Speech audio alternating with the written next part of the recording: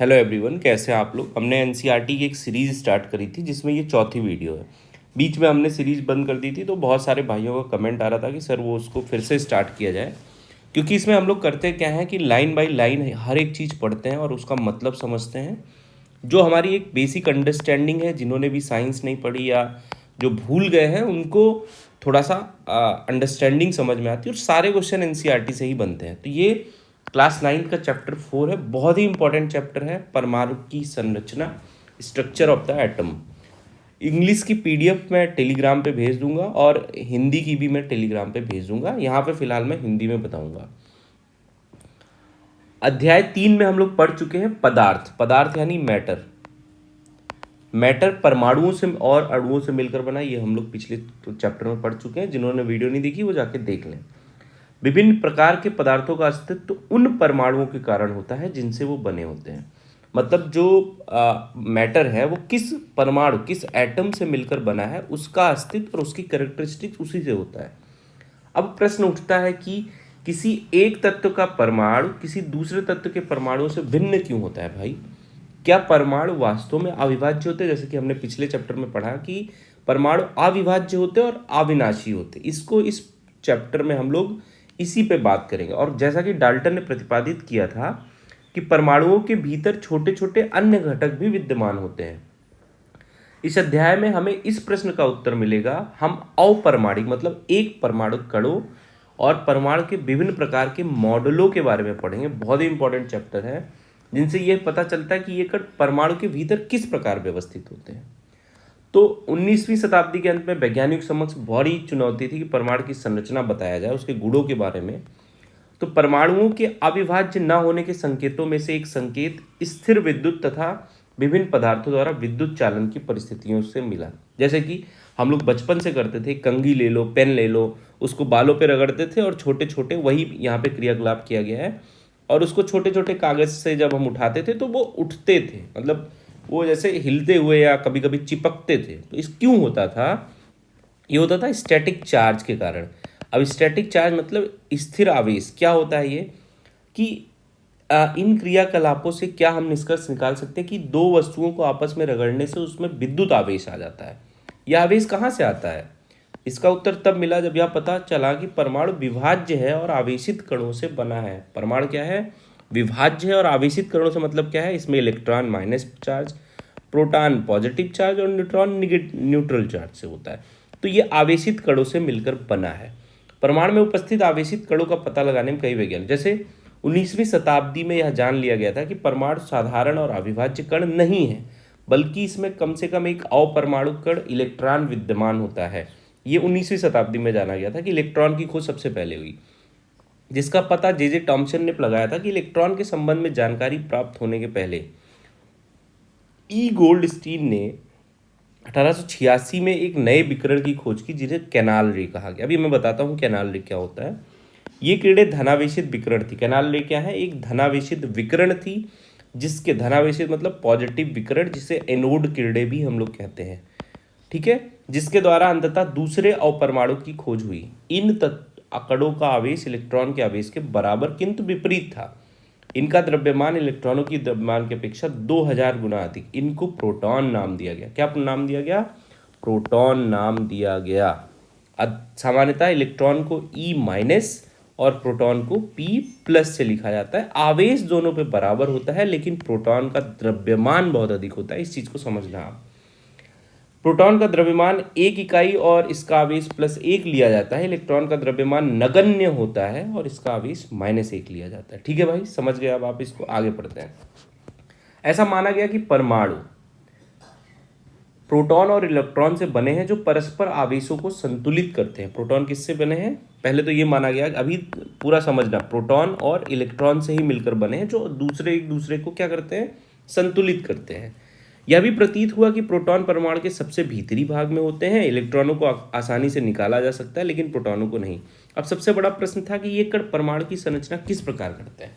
तो ये अनुमान लगाया कि भाई देखो, जैसे ये मान लो कोई परमाणु है, तो यहाँ कहीं पॉजिटिव है तो माइनस वाला बाहर होगा, तो इसको हम निकाल सकते हैं, लेकिन एक्चुअल संरचना नहीं पता चली। तो कैनाल रे क्या है? अभी बताया था, एक पॉजिटिव एनोड रेज होती है, पॉजिटिव चार्ज होता है जिसपे, धनावेशित आयन होते हैं। और ये क्या होती है, हाई वोल्टेज और लो प्रेशर पे जब डिस्चार्ज करी जाती है ट्यूब में, तहाँ वहाँ से प्राप्त की जाती हैं। दूसरा बहुत इंपॉर्टेंट सवाल आपके कॉम्पिटिटिव से, यदि किसी परमाणु में एक इलेक्ट्रॉन और एक प्रोटॉन है तो इसमें कोई आवेश होगा कि नहीं। देखो भाई, अगर इलेक्ट्रॉन और प्रोटॉन की संख्या बराबर हो गई तो वहाँ पे कोई आवेश नहीं होगा, क्योंकि प्लस माइनस बराबर हो जाएंगे। तो ये प्रश्न आप याद रखिएगा, ठीक है। परमाणु की संरचना, हमने अध्याय 3 में डाल्टन के परमाणु सिद्धांत के बारे में, जिसके अनुसार परमाणु अविभाज्य और अविनाशी था। किसने बताया कि परमाणु अविभाज्य और अविनाशी था?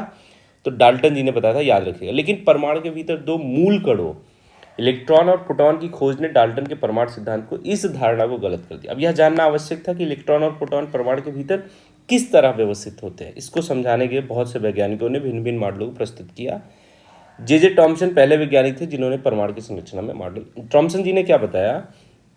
टॉमसन जी ने वो तरबूज वाला आपने देखा, जैसे तरबूज है, इसमें जो लाल वाला पार्ट होता है, ये सारे पार्ट क्या होते हैं? धनावेश होते हैं, और इसमें इलेक्ट्रॉन चुभे रहते हैं, जैसे उसके बीज होते हैं। देखो इसमें क्या लिखा गया, जो क्रिसमस केक की तरह था। इसके अनुसार परमाणु एक धनावेशित गोला था जिसमें इलेक्ट्रॉन क्रिसमस केक में सूखे मेवे की तरह होते हैं। तरबूज का भी उदाहरण ले सकते हैं, जिसमें अनुसार परमाणु में धनावेशित तरबूज के खाने वाले जो लाल हिस्से हैं वो है, और जबकि इलेक्ट्रॉन धनावेशित गोले में तरबूज के बीच की भांति धंसे हैं। तो ये धनात्मक गोला हो गया, आप देखिए इसको, इसमें इलेक्ट्रॉन धंसे हैं। पूरा गोला कैसा है? धनात्मक, और इलेक्ट्रॉन धंसे। लेकिन इसमें देखो दिक्कत क्या हुई, इसके लिए इनको 1906 में क्या दिया गया? नोबेल प्राइज दिया गया। ये आप याद रखिएगा। टॉमसन ने प्रस्तावित किया था कि परमाणु धनावेशित गोले का बना होता है और इलेक्ट्रॉन उसमें धंसे होते हैं, ठीक है भाई। ऋणात्मक और धनात्मक आवेश परमाणु में समान होते हैं, इसलिए परमाणु वैद्युतीय रूप से उदासीन। अब इन्होंने क्या बता दिया कि भाई देखो, उसमें इलेक्ट्रॉन और प्रोटॉन दोनों बराबर होते हैं, इसलिए जो भी परमाणु होता है वो क्या होता है? वैद्युतीय उदासीन होता है, न्यूट्रल होता है। यद्यपि टॉमसन के परमाणु मॉडल से परमाणु के उदासीन होने की व्याख्या हो गई, किंतु दूसरे वैज्ञानिक द्वारा प्रयोग किए के परिणामों को इस मॉडल के द्वारा समझाया नहीं जा, जैसा कि हम अब आए रदरफोर्ड जी, ठीक है। इन्होंने क्या किया? अर्नेस्ट रदरफोर्ड यह जानने के इच्छुक थे कि इलेक्ट्रॉन परमाणु के भीतर कैसे व्यवस्थित होते हैं। उन्होंने एक प्रयोग किया, इस प्रयोग में तेज गति से चल रहे अल्फा कणों की, ठीक है। इन्होंने सोने की पन्नी इसलिए चुनी क्योंकि वो बहुत पतली परत, किस पे किया था? सोने की पन्नी पे। सोने की पन्नी 1000 परमाणु के बराबर मोटी थी। अल्फा कण द्विआवेशित हीलियम, अल्फा कण होते क्या है? जैसे अल्फा है तो ये +2 हीलियम के बराबर होता है, समझ गए भाई। इसके ऊपर चूंकि इनका द्रव्यमान 4 यूनिट होता है, इसलिए तीव्र गति से चल रहे द्विआवेशित हीलियम होते हैं। तो हीलियम +2 हीलियम होता है। अल्फा कण पे कितना आवेश होता है? 2 हीलियम नाभिक के बराबर।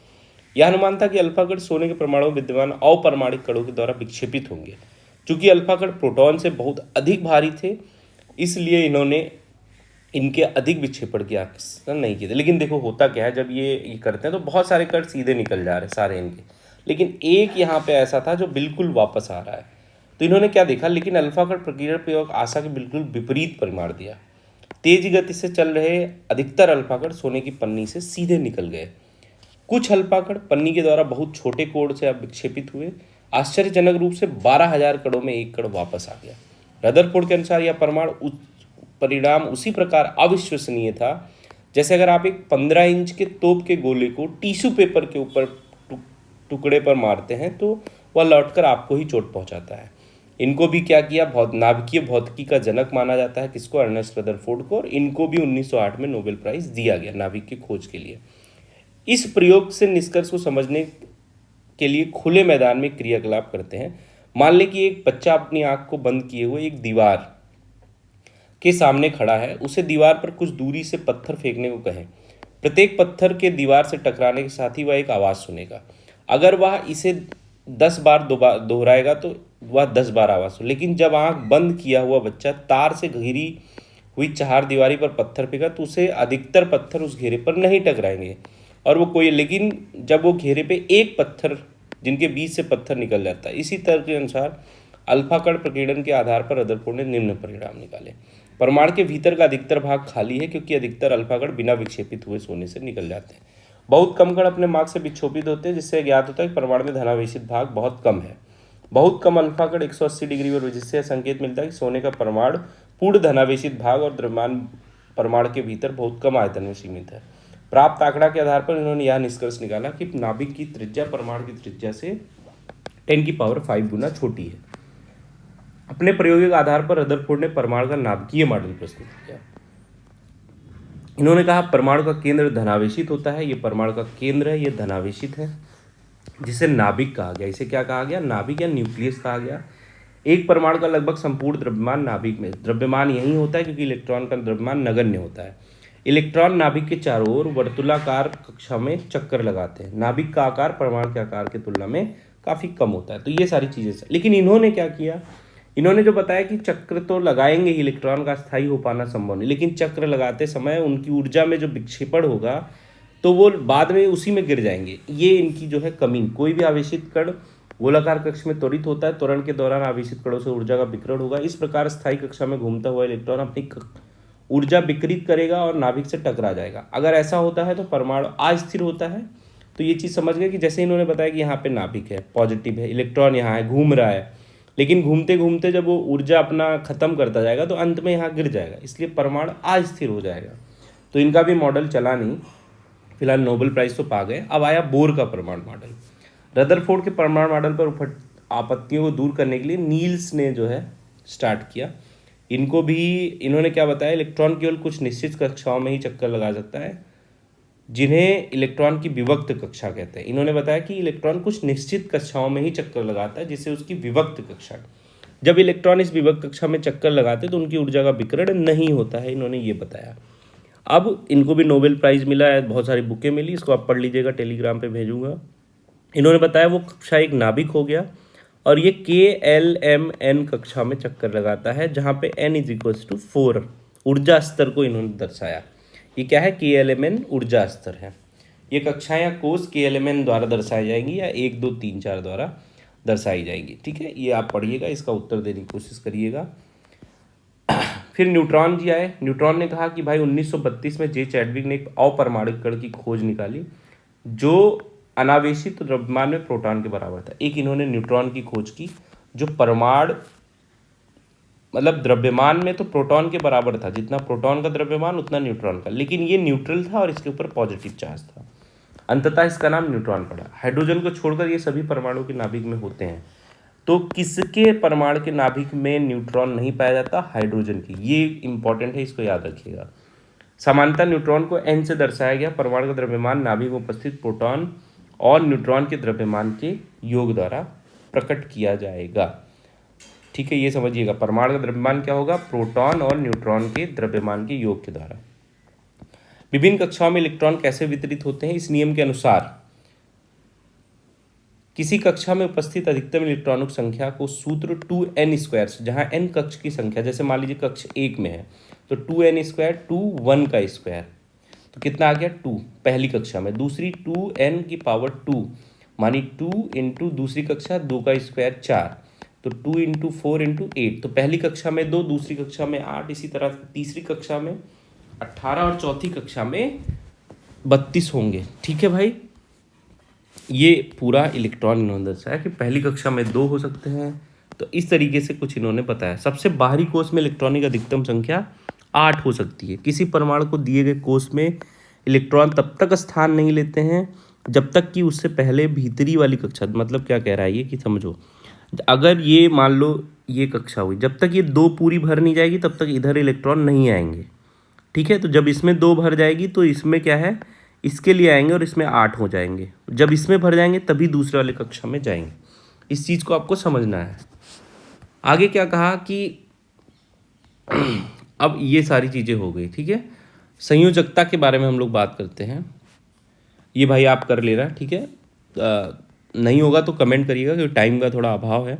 हम सब पढ़ चुके हैं कि परमाणु की विभिन्न कक्षाओं या कोषों में इलेक्ट्रॉन किस प्रकार व्यवस्थित। किसी परमाणु की सबसे बाहरी कक्षा में उपस्थित इलेक्ट्रॉनों को संयोजकता इलेक्ट्रॉन। आज आपको संयोजकता पूरी अच्छी से समझ में आ जाएगी। ये चीज़ आप समझ ली। अगर इसके लाइन बाय लाइन पढ़ेंगे आपको सब बोरबरी स्कीम से हम जानते हैं किसी परमाणु का बाह्यतम कक्ष अधिकतम 8 इलेक्ट्रॉन रख सकता है। यह देखा गया था कि जिन तत्वों के परमाणुओं का बाह्यतम कक्ष पूर्ण रूप से 8 इलेक्ट्रॉनों से भरे होते हैं वे रासायनिक रूप से सक्रिय नहीं होते हैं, मतलब वो स्टेबल होते हैं, तो वो किसी अभिक्रिया में भाग नहीं लेते हैं। ऐसे तत्व की संयोजन शक्ति या संयोजकता शून्य होती है। ठीक है, इन अक्रिय तत्वों में हीलियम है कि बाहरी परमाणु में 2 इलेक्ट्रॉन होते हैं और अन्य में 8 होते हैं। ठीक है। सक्रिय तत्वों के परमाणु की संयोजन शक्ति अर्थात अपने समान या अन्य किसी तत्वों में मिलकर परमाणु से मिलकर अणु बनवाने की प्रवृत्ति अपने बाह्यतम कक्ष को पूर्ण रूप से भरने का प्रयास माना जाता है। 8 इलेक्ट्रॉन वाले सबसे बाहरी कक्ष को अष्टक माना जाता है। परमाणु अपने अंतिम कक्ष में अष्टक प्राप्त करने के लिए क्रिया करता है, मतलब वो स्टेबल होने के लिए 8 इलेक्ट्रॉन बनाने की कोशिश करता है। उसको ग्रहण करने या त्याग करने से होता है, ठीक है। परमाणु के बाह्यतम कक्ष में इलेक्ट्रॉन को अष्टक बनाने के लिए जितनी संख्या में इलेक्ट्रॉन की साझेदारी स्थानांतरण करना, वह उस तत्व की संयोजकता शक्ति, अर्थात संयोजकता ये नहीं होती कि उसके लास्ट में क्या है, वो कितना इलेक्ट्रॉन लेके या दे के अपना कक्ष पूरा कर रहा है, स्टेबल कर रहा है, उसको हम कहते हैं उसकी संयोजकता, जिसकी चर्चा पिछले अध्याय में की गई है। हाइड्रोजन, हीलियम, लिथियम परमाणु के बाह्यतम कक्ष में एक एक इलेक्ट्रॉन अथवा वह इलेक्ट्रॉन को त्याग कर देते हैं। हाइड्रोजन, हीलियम, लिथियम एक एक इलेक्ट्रॉन को त्याग कर दे, इसके लिए इनकी संयोजकता क्या होती है, 1 होती है, ठीक है। इसीलिए यह क्रमशः एल्यूमिनियम, क्या आप बता सकते हैं, मैग्नीशियम क्रमशः इनके बाहरी कक्षा में 2 और 3 इलेक्ट्रॉन होते हैं, तो ये 2 और 3 को त्याग देते हैं, ये 3 को त्याग देते हैं और ये 2 को, तो इनकी 2 और 3 संयोजकता होती है। यदि किसी परमाणु के बाह्यतम कक्ष में इलेक्ट्रॉनों की संख्या उसकी क्षमता के अनुसार लगभग पूरी है तो संयोजकता एक प्रकार से प्राप्त की जाए। उदाहरण के लिए फ्लोरीन परमाणु के बाह्यतम कक्ष में 7 इलेक्ट्रॉन और इसकी संयोजकता 7 हो सकती है, किंतु बाह्यतम कक्ष में अष्टक बनाने के लिए फ्लोरीन के लिए 7 इलेक्ट्रॉनों का त्याग करने की अपेक्षा 1 इलेक्ट्रॉन लेना आसान है। इसलिए इसकी संयोजकता क्या हो जाती है, ये 1। ये भाई देखो सबकी सही, जैसे हाइड्रोजन है तो 1 इसके पास है तो 1 ये त्याग कर दिया इसने। हीलियम के पास 2 है, इसने 2 त्याग कर दिया, इसकी संयोजकता क्या हो गई, 2। लिथियम क्या है, देखो हाइड्रोजन में न्यूट्रॉनों की संख्या नहीं, लिथियम में 3 है तो 3 प्रोटॉन है इसमें, ठीक है। न्यूट्रॉनों की संख्या ये और इसकी संयोजकता कितनी है, 1। तो इस हिसाब से आप देख सकते हैं, ठीक है भाई। संयोजकता का पूरा चार्ट है, इसको याद कर लीजिए। ये क्या है, फ्लोरीन की संयोजकता 1, ऑक्सीजन की संयोजकता परिकलन इसी प्रकार किया जाए, ठीक है। कितनी होगी, ऑक्सीजन का जो एटॉमिक होता है 8 होता है, ठीक है। तो इसमें क्या है, 2 और 6। अब दूसरी कक्षा में इसको कितने इलेक्ट्रॉन चाहिए, कितने इलेक्ट्रॉन चाहिए बताइए आप, तो 8 होने चाहिए 2n² के हिसाब से, 2 × 2 की पावर 2। अब 8 के लिए इसको 2 इलेक्ट्रॉन अगर ये ले लेगा तो इसकी संयोजकता पूरी हो जाएगी, तो इसीलिए ऑक्सीजन की संयोजकता क्या होती है, 2 होती है, -2। तो ये सारी चीज़ें हैं, ठीक है भाई। परमाणु संख्या समझ लो। परमाणु संख्या क्या होती है, इसमें किसी परमाणु के नाभिक में प्रोटॉन, इसमें उपस्थित प्रोटॉनों की संख्या को ही उसका क्या कहते हैं, हम परमाणु संख्या। इसे Z से निरूपित किया जा सकता है। तो प्रोटॉन, जितने उसके नाभिक में प्रोटॉन उपस्थित होंगे उसे हम क्या कहेंगे, उसका परमाणु द्रव्यमान, ठीक है भाई। ये चीज़ आप समझ लो। द्रव्यमान संख्या क्या होती है, परमाणु के परमाणु कणों के अध्ययन के बाद हम निष्कर्ष पर पहुंच सकते हैं कि व्यवहारिक रूप से परमाणु का द्रव्यमान उसमें विद्यमान प्रोटॉनों और न्यूट्रॉनों के द्रव्यमान के कारण होता है। ये परमाणु के नाभिक में विद्यमान, इसलिए इन्हें न्यूक्लियॉन कहते हैं। न्यूक्लियॉन किसे कहते हैं, प्रोटॉन प्लस न्यूट्रॉन को, नाभिक में उपस्थित दोनों जो अपरमाणु कण होते हैं उनके योग को हम न्यूक्लियॉन कहते हैं, ठीक है भाई। परमाणु का लगभग संपूर्ण द्रव्यमान उसके नाभिक में, उदाहरण के लिए कार्बन का द्रव्यमान 12 यूनिट, इसमें 6 प्रोटॉन और 6 न्यूट्रॉन होते हैं। इसी प्रकार एल्यूमिनियम का द्रव्यमान 27, जिसमें 13 प्रोटॉन और 14 न्यूट्रॉन होते हैं। तो मतलब परमाणु के नाभिक में उपस्थित प्रोटॉनों और न्यूट्रॉनों की कुल संख्या को द्रव्यमान संख्या कहा जाता है। अब इसमें दर्शाते कैसे, जैसे मान लो कि हम नाइट्रोजन की बात कर लें तो 7 उसका परमाणु क्रमांक होता है, परमाणु संख्या, n से उसको निरूपित करते हो, द्रव्यमान संख्या कितनी होती है, 14। तो इस तरीके से उसको निरूपित किया जाता है, आगे बताया गया है, ठीक है भाई। तो ये चीज़ आप याद रखना। यदि किसी परमाणु इलेक्ट्रॉनों की संख्या 8 और प्रोटॉनों की संख्या 8 है कि परमाणु की संख्या क्या होगी, परमाणु का क्या आवेश होगा। तो देखो, यदि किसी परमाणु में इलेक्ट्रॉनों की संख्या 8 है और प्रोटॉनों की संख्या कितनी है, 8, तो परमाणु संख्या क्या होगी, तो परमाणु संख्या क्या होती है, उसमें उपस्थित प्रोटॉन की संख्या, तो Z = 8 हो जाएगा। समझ गए, जितने प्रोटॉन है। दूसरा प्रश्न है परमाणु का आवेश क्या है, लेकिन आवेश उस पर क्या होगा, 0। क्यों, क्योंकि जितने प्रोटॉन उतने ही न्यूट्रॉन उतने ही इलेक्ट्रॉन, तो ये +8 और ये +-8, तो ये दोनों क्या हो जाएंगे, बैलेंस हो जाएंगे, ठीक है भाई। ये चीज़ समस्थानिक क्या होते हैं, प्रकृति में कुछ तत्वों के परमाणुओं की पहचान की गई जिसकी परमाणु संख्या समान लेकिन द्रव्यमान संख्या अलग अलग होती है। उदाहरण के लिए हाइड्रोजन परमाणु को ले लें, इसके 3 परमाणविक स्पीसीज होते हैं, प्रोटियम, ड्यूटीरियम और ट्राइटीरियम। याद रखिएगा 1H1 1H2 ड्यूटीरियम और ट्राइटीरियम 3। परमाणु संख्या समान लेकिन द्रव्यमान संख्या भिन्न भिन्न होती है। इस तरह के अन्य उदाहरण कार्बन के 6C12 और 6C14 भी होते हैं, क्लोरीन के भी उदाहरण होते हैं। तो समस्थानिक क्या होते हैं? जिनकी परमाणु संख्या समान होती है लेकिन द्रव्यमान संख्या भिन्न होती है। हाइड्रोजन के 3 समस्थानिक होते हैं। बहुत से तत्वों में समस्थानिक का मिश्रण भी होता है। किसी तत्व का प्रत्येक समस्थानिक शुद्ध पदार्थ होता है, ये भी याद रखिएगा। प्रत्येक समस्थानिक शुद्ध पदार्थ होता है। समस्थानिकों के रासायनिक गुण समान लेकिन भौतिक गुण विभिन्न विभिन्न होते हैं। ठीक है भाई, ये सब पढ़ने की जरूरत नहीं है आपको। अब आगे हम लोग बात करेंगे समस्थानिकों के अनुप्रयोग क्या होते हैं। यूरेनियम के एक समस्थानिक का उपयोग परमाणु भट्टी एटॉमिक रिएक्टर में ईंधन के रूप में किया जाता है। कैंसर के उपचार में कोबाल्ट के समस्थानिक का उपयोग किया जाता है। घेंघा रोग के इलाज में आयोडीन के समस्थानिक का उपयोग किया जाता है। समभारिक क्या होते हैं? कैल्शियम परमाणु संख्या 20 और आर्गन परमाणु संख्या 18 के बारे में विचार कीजिए। परमाणु में प्रोटॉनों की संख्या भिन्न भिन्न होती है। दोनों तत्वों की द्रव्यमान संख्या 40 है, यानी कि जिनकी द्रव्यमान संख्या सेम हो, जैसे 40 हो, और उनकी जो परमाणु संख्या हो वो भिन्न हो, उन्हें हम कहते हैं समभारिक। ठीक है भाई, ये चीज़ आप याद रखना, समभारिक और समस्थानिक। एक क्वेश्चन है, देखो, चिन्ह HDT के बारे में के लिए प्रत्येक में पाए जाने वाले 3 और परमाणु। H क्या होता है? हाइड्रोजन, ड्यूटेरियम और ट्राइटेरियम। हाइड्रोजन के 3 समस्थानिक होते हैं 1H1। इसमें क्या होता है? 1 इलेक्ट्रॉन 1 प्रोटॉन न्यूट्रॉन 0 होता है। समझ गए भाई? अब इसमें करेंगे 1H2, तो इसमें हाइड्रोजन इलेक्ट्रॉन 1, प्रोटॉन 1 और न्यूट्रॉन 1। और ट्राइटेरियम में क्या होता है? 1H3, इसमें 1 इलेक्ट्रॉन 1 प्रोटॉन और 2 न्यूट्रॉन होते हैं। तो ये तीनों का समझ गए सब चीज़ें। हाइड्रोजन यहाँ पे अभी आपको हमने बताया था कि क्या होता है? 1H1 प्रोटियम, ड्यूटीरियम और ट्राइटेरियम। तो 1H1 प्रोटियम, ड्यूटीरियम और ट्राइटेरियम में ये चीज़ें होती हैं। इसमें न्यूट्रॉन की संख्या के ऊपर डिसाइड किया जाता है। बाकी ये नीचे चीज़ें हैं जो आप पढ़ लीजिएगा। टेलीग्राम ज्वाइन कर लीजिए, ऐसी सारी वीडियो हम लाते रहेंगे, और जो चीज़ें ना समझ में आए उसमें कमेंट करेंगे तो हम लोग उसको डिस्कस करेंगे। चलिए पढ़ते रहिए। All the best.